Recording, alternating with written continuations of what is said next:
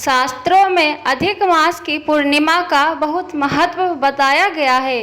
भगवान विष्णु को ही समर्पित है। अधिक मास की पूर्णिमा के दिन लक्ष्मी नारायण की पूजा का विधान है। इस दिन व्रत, पूजन, यज्ञ, हवन, दान, पुण्य और नदी या अन्य तीर्थ स्नानों पर स्नान आदि का विशेष महत्व होता है।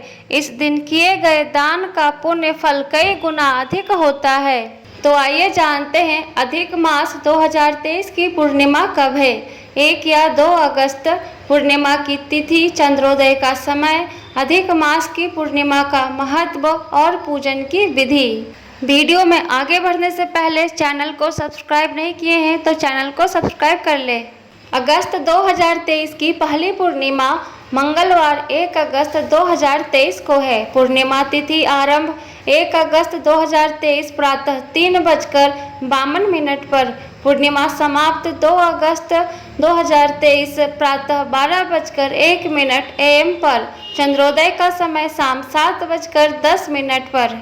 अधिक मास की पूर्णिमा का महत्व और पूजन की विधि। अधिक मास को पुरुषोत्तम मास भी कहा जाता है। पुरुषोत्तम मास की पूर्णिमा पर सूर्योदय से पहले पवित्र नदी या तीर्थ स्नान या त्रिवेणी में स्नान करने से महान पुण्य की प्राप्ति होती है। इस दिन अपने पूर्वजों के निमित्त दान आदि करने से या उनका तर्पण करने से उन्हें शांति मिलती है। पुरुषोत्तम मास में किए गए पुण्य कर्मों का फल कई गुना बढ़ जाता है। पुरुषोत्तम मास की पूर्णिमा के व्रत एवं पूजन से साधक की सारी सांसारिक मनोकामनाएं पूर्ण होती है। जातक को समस्त प्रकार के भौतिक सुख प्राप्त होते हैं। धन, धान्य, सुख, समृद्धि और ऐश्वर्य में बढ़ोतरी होती है।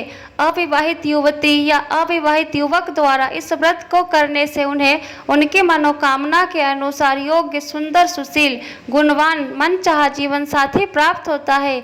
इस दिन व्रत एवं पूजन करने से माँ लक्ष्मी और भगवान विष्णु की कृपा प्राप्त होती है। साधक सांसारिक सुखों को भोग कर मृत्यु के उपरांत उत्तम लोक को प्राप्त करता है। अधिक मास की पूर्णिमा का व्रत स्त्री पुरुष दोनों ही कर सकते हैं। इस दिन व्रत करने वाले को प्रातः काल सूर्योदय से पूर्व ही उठकर घर की साफ सफाई करके स्वयं स्नान आदि नित्य क्रिया से निवृत्त होकर स्वच्छ वस्त्र धारण करने चाहिए। यदि संभव हो तो बिना सिला पीले रंग का वस्त्र धारण करे। फिर उगते हुए सूर्य को जल चढ़ाए। अगर शुभ मुहूर्त हो तो यह पूजा दोपहर से पहले के मुहूर्त में करना श्रेष्ठ माना जाता है।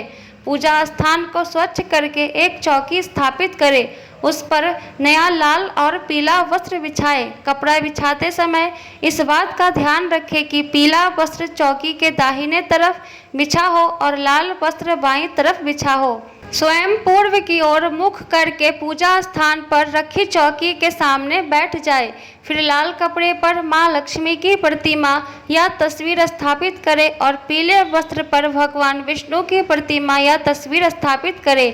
यदि आपके पास दोनों की अलग अलग प्रतिमा या तस्वीर ना हो तो दोनों की ही एक ही प्रतिमा या तस्वीर हो तो आप उसे दोनों कपड़ों के मध्य में स्थापित कर सकते हैं। फिर लक्ष्मी नारायण के समक्ष हाथ में पुष्प, अक्षत, सुपारी और जल लेकर व्रत का संकल्प करें और जो भी आपकी मनोकामना हो उसका विचार करके उसे पूरी करने के लिए ईश्वर से निवेदन करें। तत्पश्चात धूप दीप जलाकर भगवान विष्णु और माता लक्ष्मी की पूजा करें। भगवान विष्णु की प्रतिमा का पंचामृत से अभिषेक करें और माता लक्ष्मी की प्रतिमा का दूध से अभिषेक करें।